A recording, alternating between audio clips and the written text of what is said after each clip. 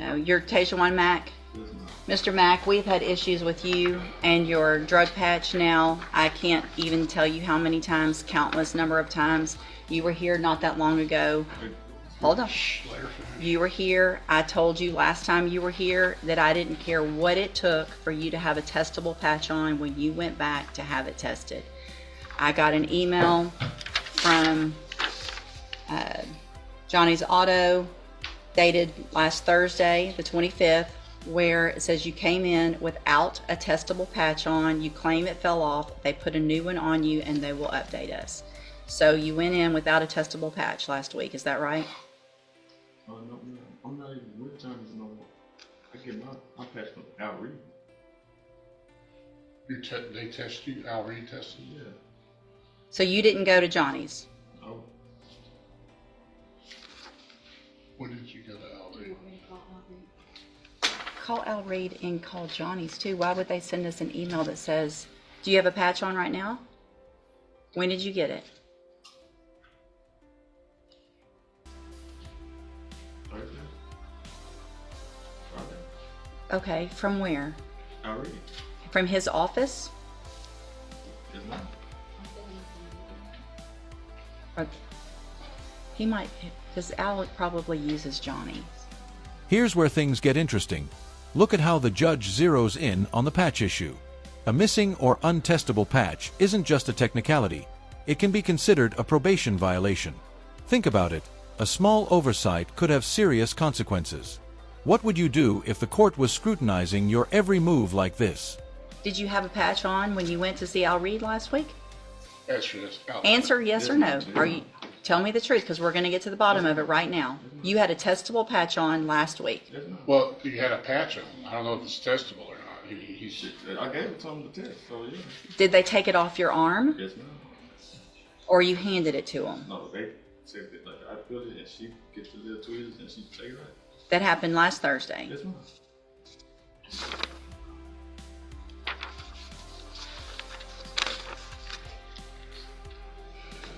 I owe Johnny some money on my previous case. What? I owe Johnny some money. Okay, but that's not what they're saying. So I need to find out why they're saying specifically with regard to you that you went in without a patch on.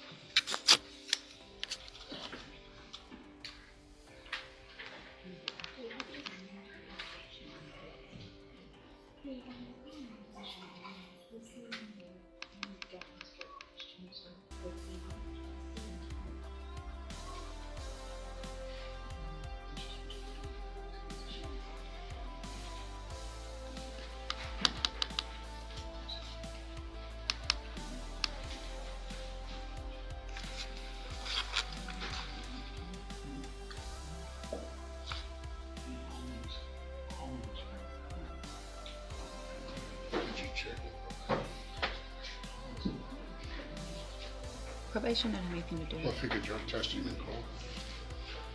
I'm tired of doing that. That's what I've done every time we've been here. I'm not going to keep doing that. We're going to either have patches that work or he keeps them on or not. I just got to see why they sent this email.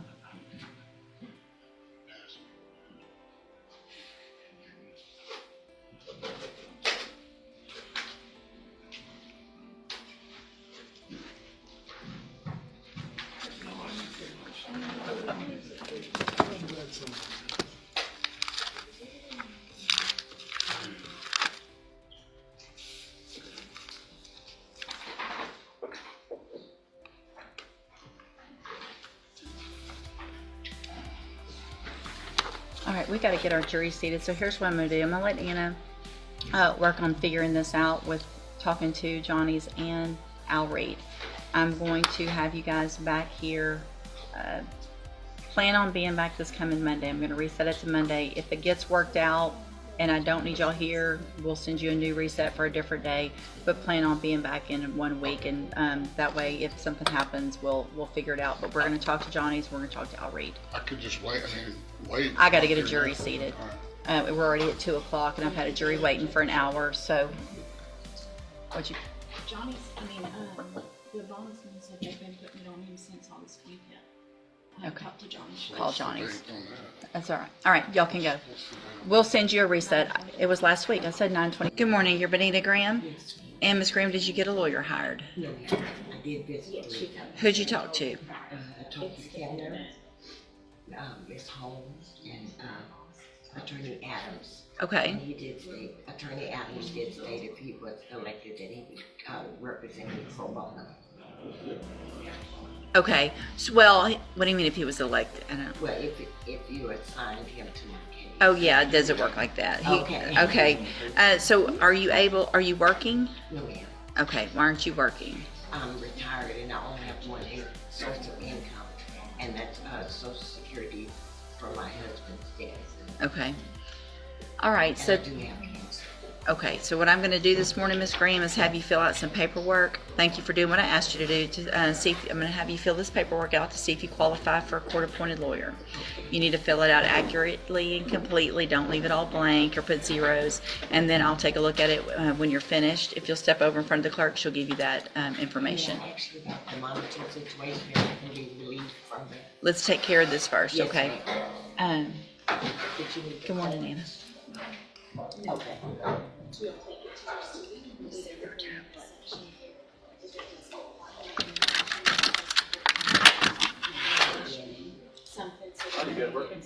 Joan Kraus.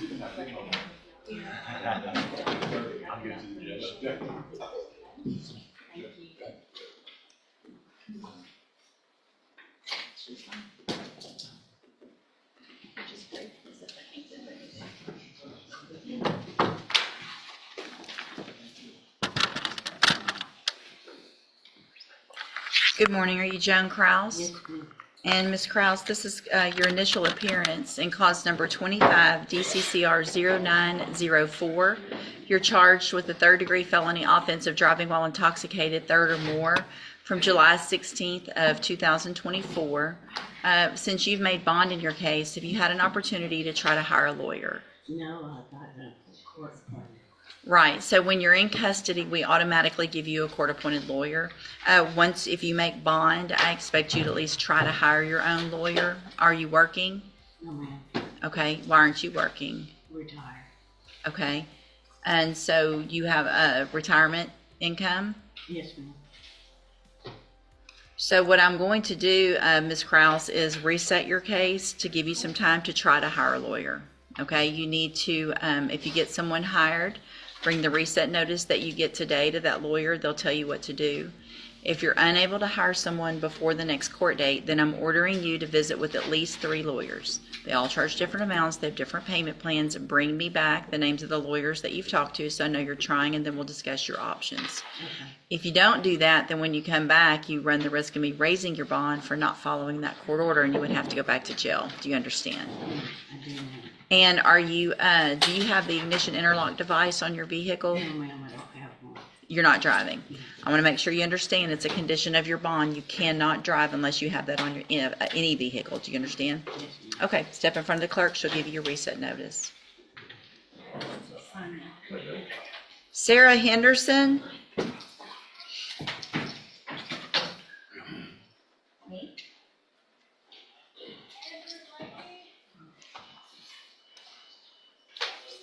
Good morning. You're Sarah Henderson? Good morning, Miss Ma'am. And Miss Henderson, did you get someone hired?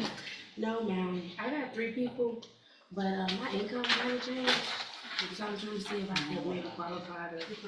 Who'd you talk to? I talked to Langston, Scott Adams, C.L. Swisher, and Keith French. Mm-hmm. Okay. And what do you mean your income has changed? Well, I switched jobs and I'm making a little less. But at first I was making too much to get one the last time I was here. Mm-hmm. But I'm trying to see if maybe I qualify to get a court-appointed lawyer now. Why did you switch jobs to make less money? Well, I didn't really have a choice, so Okay. I didn't want to switch. Where are you working? The city of Ohio, Okay. streets and drainage. Okay. So I'll let you go ahead and fill out that paperwork again. Make sure you fill it out accurately and completely, just like you did last time, and then I'll take a look at it. Okay? Step in front of the clerk.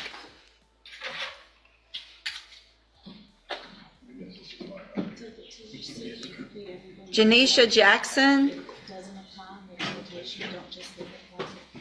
Then what they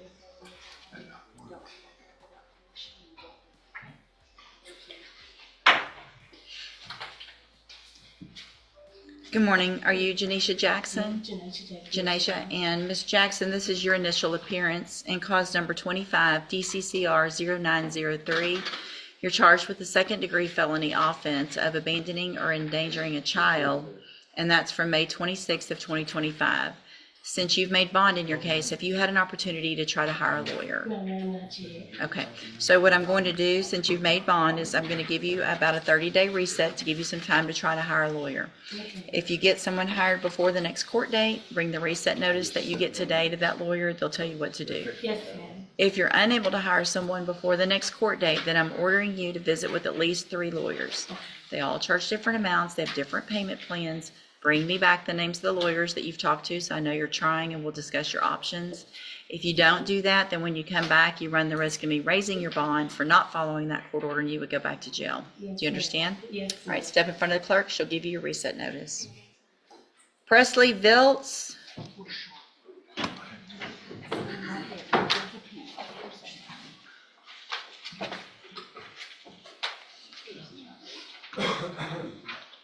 Good morning, you're Presley Viltz. And Mr. Viltz, did you get someone hired? Who'd you talk to? Scott, King, Speak up, please. Scott, and I can't hear a word you're saying. Kimberly, James. James who? Nathan. Okay. So where are you on being able to get one of them hired?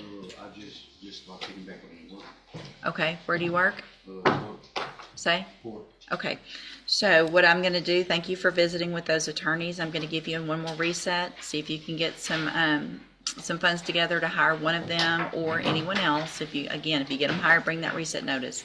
If it's not going to work out with one of them, talk to 3 others. Bring me those names and we'll discuss your options if you're still unable to hire someone. Okay, so make sure you talk to 3 others if you don't get somebody hired. All right, step in front of the clerk. Crystal Latulas.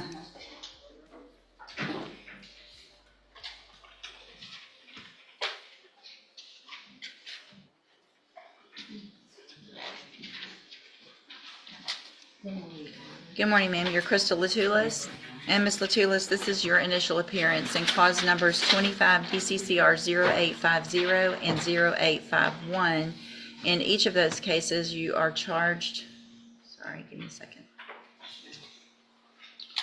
with the second-degree felony offense of abandoning or endangering a child, and that's from May 30th of 2025. Since you've made bond in your case, have you had an opportunity to try to hire a lawyer? This is the thing that is, I'm gonna be honest with you. My child, when I got out, I had no stipulation. Speak up, please. When I got out, I had no stipulation, right? So the week that I got out, I got a call saying that you said that the child had to be removed from the home. I'm a parent at the end of the day. I have a nursing license interfering with this charge that I have now.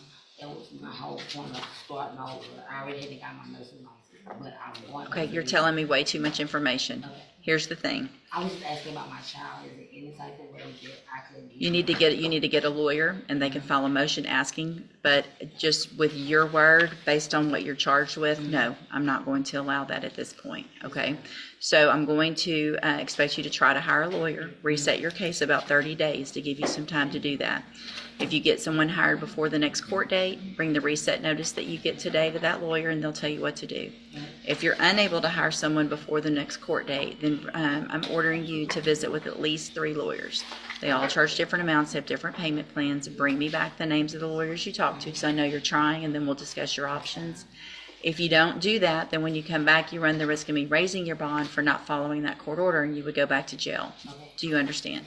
I don't, he told me something about diversion, you just put that. Okay. That's why you need to go hire a lawyer. Okay? Step in front of the clerk. Lisa White.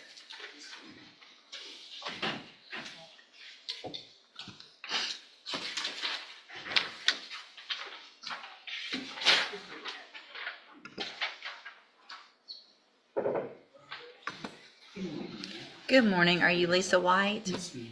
And Ms. White, this is your initial appearance in cause number 25 DCCR 0923.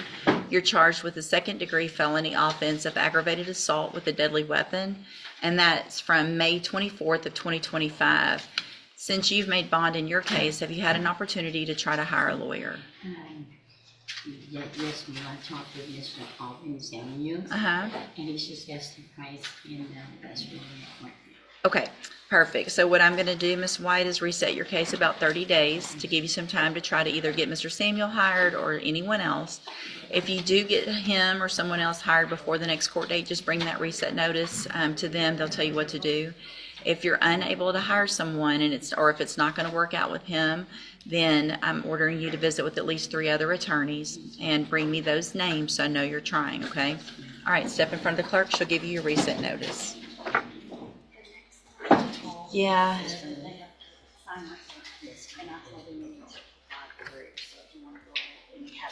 He hasn't. If you'll call the name Christian Ainsworth, please.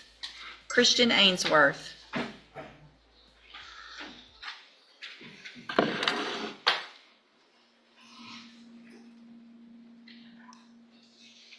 Christian Ainsworth.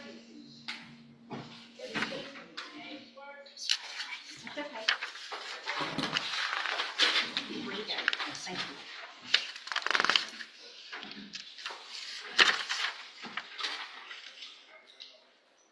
No response, Your Honor? All right, I'm going to forfeit his bond for non-appearance. He did call and say he had COVID. If he provides documentation of that, I will recall that bond forfeiture. Donnell Coleman.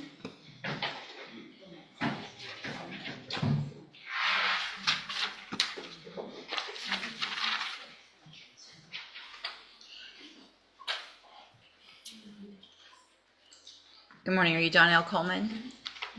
And Ms. Coleman, were you able to get someone hired? No, Did you talk to some lawyers? yes, ma'am. Who'd you talk to? I still have Mr. Ross. I'm sorry? Mr. Ross. Uh-huh. Mr. Ross. Yeah? Yes, ma'am. What about him? He gave me a deal, like he shot me a deal because based off of my income, he seems to be change Uh-huh. because my case is still on my neck. Okay. Did you talk to some other attorneys, or you were planning on trying to hire him? So what I'm going to do, Ms. Coleman, is have you fill out some paperwork this morning to see if you qualify for a court-appointed lawyer. You need to fill it out accurately and completely. Don't leave it all blank or write zeros. Put any income you have, any bills you have, and then I'll take a look at it. Step in front of the clerk. She'll give you that information. Jeremiah Paia.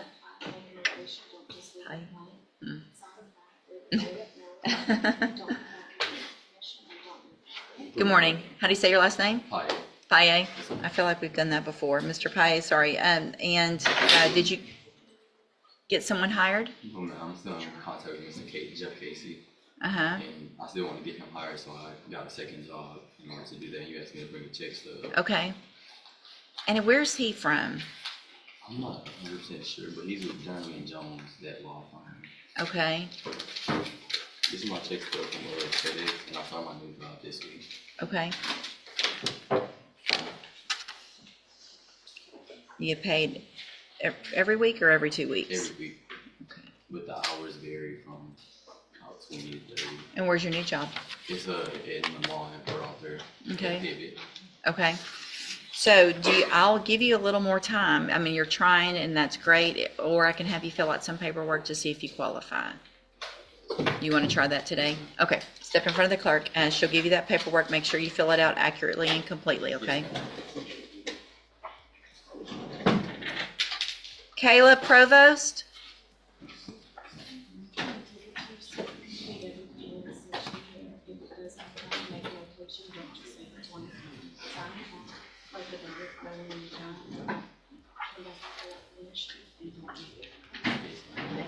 Good morning. Are you Kayla Provost? Yes, And Ms. Provost, this is your initial appearance in cause number 25 DCCR 0972.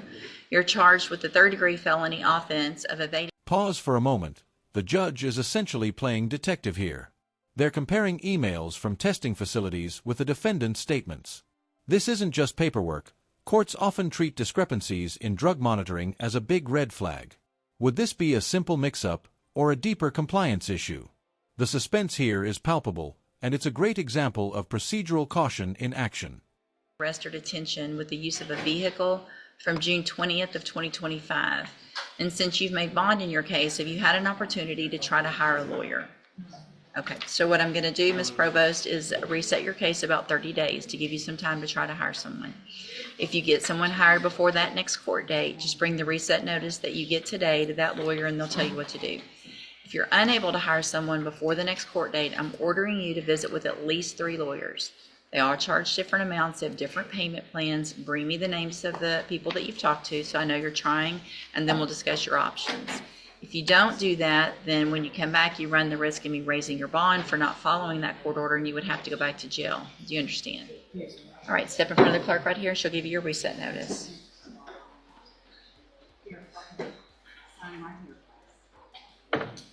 Patricia Benton.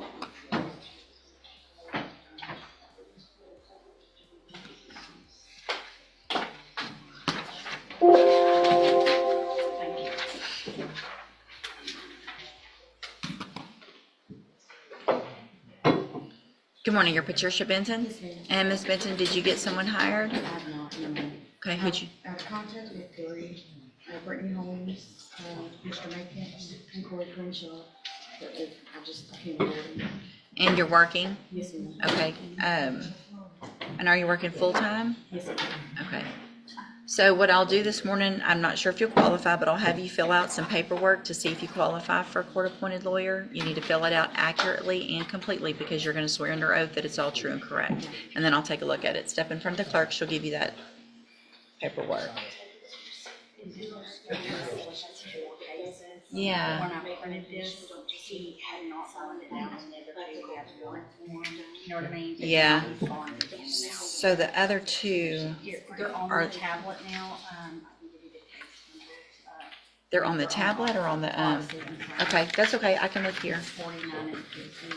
So the other two that are on this, I've already given them, it's a designation. These, the other two are initials. Daryl Spencer, And it's the 1149. 1150. Thank you.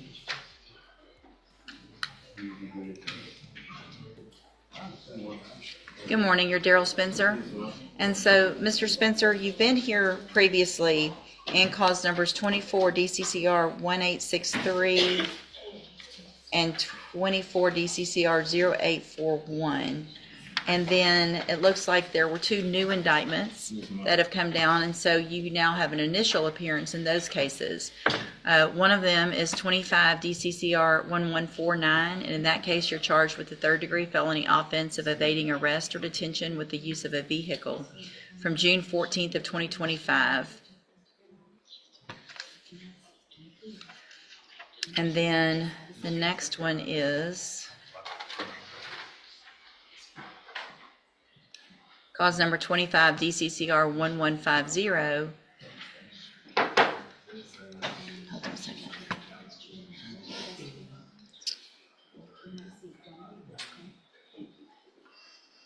And in that case, you're charged with the third-degree felony offense of unlawful possession of a firearm by a felon from June 15th of 2025.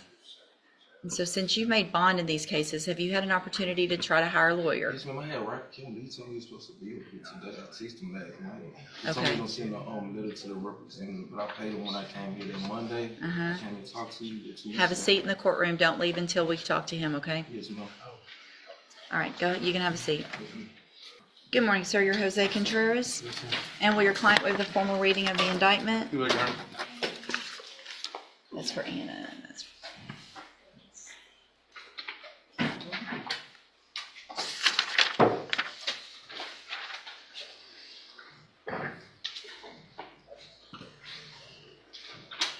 Mr. Contreras, in cause number 25 DCCR 0006, you're charged with the state jail felony offense of failure to comply with sex offender registration requirements, and that's from June 13th of 2024.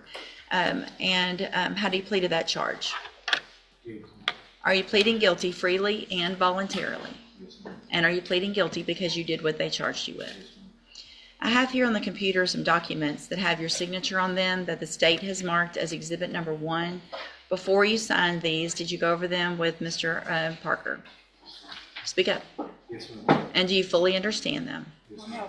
And do you understand, if I follow the agreement that you made with the district attorney, that you'll be waiving or giving up any right to appeal? Yes, ma'am.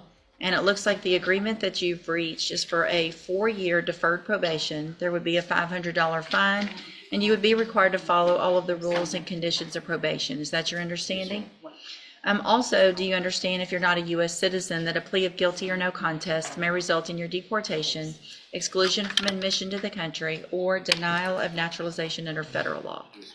State tenders number 1. No objection. It's admitted. Is there any evidence that Mr. Contreras is not competent? No, Your Honor. All right, sir, I'm going to find that you entered your plea of guilty freely and voluntarily. Find that you're mentally competent and you understand the nature and the consequences of your plea.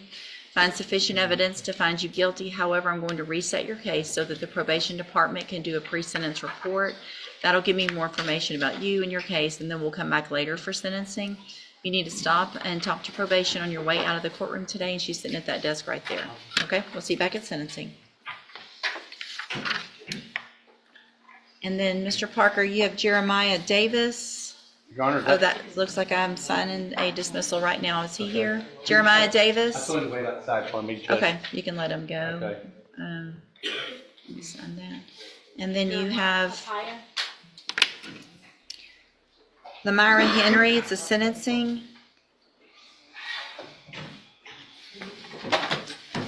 Henry?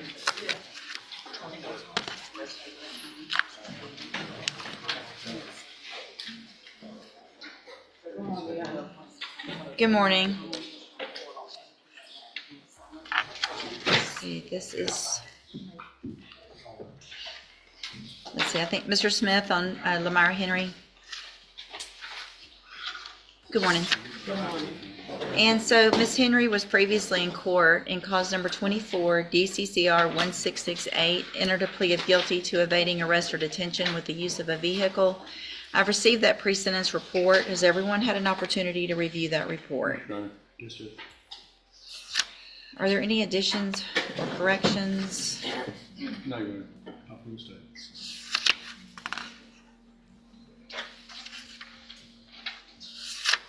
Ms. Henry, I've got some real concerns about your criminal history. You've been very busy in Louisiana, haven't you? Yeah, Yeah, that's my past. that's your past. Well, your past isn't that long ago on some of these. Some of them are old, some of them are not. And so I want you to understand that if I go along with this agreement and put you on this probation, that you will be on 0 tolerance. That means you cannot miss an appointment, you cannot test positive, you cannot do anything that's a violation of your probation, or you will be in here on a motion to revoke your probation. Do you understand? Yes, ma'am. All right. Okay, then I'm going to find that you entered your plea of guilty previously, freely, and voluntarily. Find sufficient evidence to find you guilty, and at this time, follow the agreement that you made.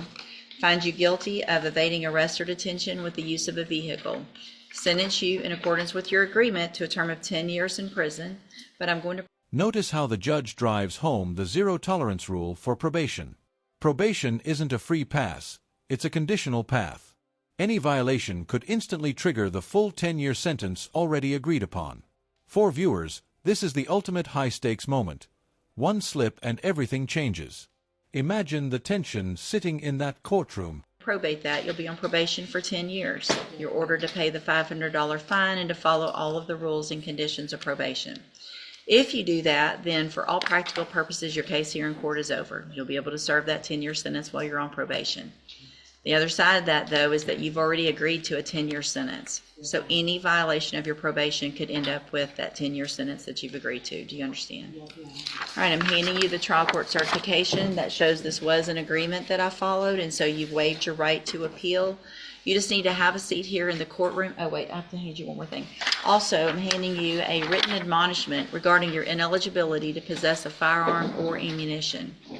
Because of the judgment entered against you, you're ineligible under Texas law to possess a firearm or ammunition. Possession of a firearm or ammunition could lead to charges against you. Firearm is a legal term. Read that written admonishment I provide you to see what devices qualify as a firearm. If you have questions about the laws that make you ineligible to possess a firearm or how long that lasts, you can talk with Mr. Parker. Okay? So have a seat here in the courtroom, and probation is going to call you up when she's ready to go for your paperwork. Thank you. Good luck to you, ma'am. David Jones. Your Honor, he's here. We're asking for a reset. It's Mr. Hoffpower's case. There's some discovery issues that I still need to get, and I need to get my client in and talk to him some more about. I haven't got an offer yet either. David Jones. All right, Mr. Jones, I'm going to reset your case, a normal reset. If you'll make a note for Mr. Hoffbauer to make sure and get an offer and everything he needs to Mr. Parker. Mr. Jones, make sure you call. He has, Your Honor. Okay. I haven't. It's from. Mr. Jones, make sure you get with, thank you, Mr. Nicholas, make sure you call, make an appointment to go see Mr. Parker so that y'all can go over everything so we can get an announcement at the next court date. Okay? You're free to go. And then you've got Stephen Wilburn, Mr. Parker. Stephen Wilburn, you come up, sir.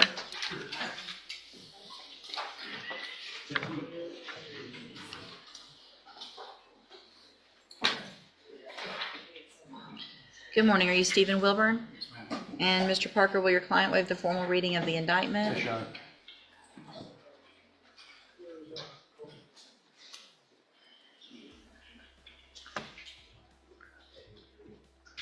Mr. Wilburn, in cause number 24, DCCR 2346, you're charged with the third-degree felony offense of driving while intoxicated, third or more, and that is from September 27th of 2024. The indictment alleges you were previously convicted of driving while intoxicated November 24th of 1998, June 29th of 1999, and then again April 26th of 2000. And how do you plead to that charge? Guilty. And are those prior convictions true? Yes. Did you enter your plea of guilty freely and voluntarily? And did you plead guilty because you actually did what they charged you with? I have here on the tablet some documents that have your signature on them that the state's marked as exhibit number 1. Before you signed these, did you go over them with Mr. Parker? And do you fully understand them? And do you understand, if I follow the agreement that you've made with the district attorney, that you'll be waiving or giving up any right to appeal? Yes. And it looks like the agreement that you've reached is for a 10-year term in prison that would be probated for 6 years. You would have a $1,000 fine and be required to follow all of the rules and conditions of probation. Is that your understanding? Yes, ma'am. Also, do you understand, if you're not a U.S. citizen, that a plea of guilty or no contest may result in your deportation, exclusion from admission to the country? Here's a key takeaway for all viewers. The court balances accountability with opportunity. Probation allows the defendant to stay out of prison, but only if they follow every condition to the letter. It's a perfect illustration of the legal system walking a tightrope between rehabilitation and public safety. What's your take? Do you think probation is fair in cases like this? Or denial of naturalization under federal law? Yes.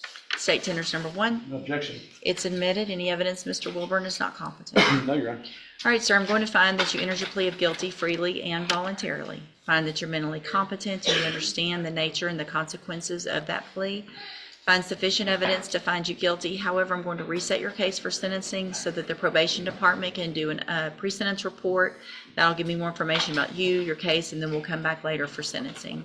You need to stop and talk to probation on your way out of the courtroom, and she's sitting at that desk right over there. All right? We'll see you back at sentencing. Thank you, Judge. Alan, did I get discovery on that one?